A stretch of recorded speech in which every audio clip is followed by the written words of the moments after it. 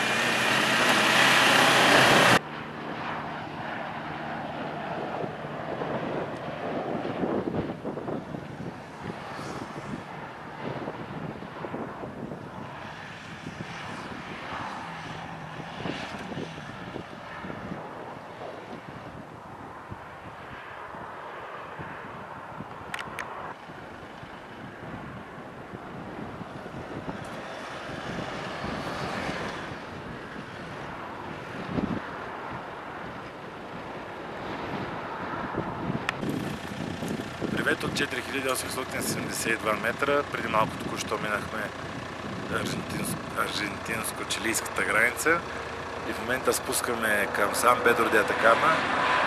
И двамата сме замаяни, а колата загуби мощност, но ние ще се справим.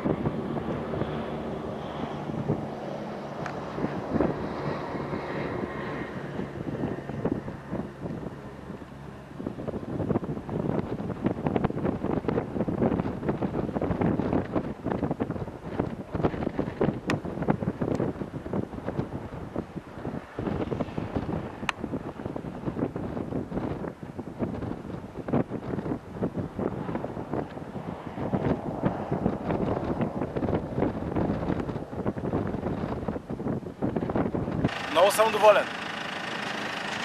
Преодоляхме и тази дюна.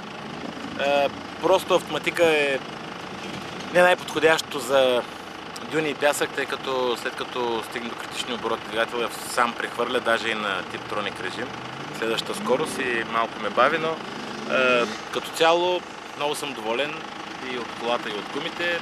Трябва малко повече пауър и ръчна скорост на кутия и всичко си идва на място. Най-добре 3 литра V6. Поздрави от дюните на Антофагаста!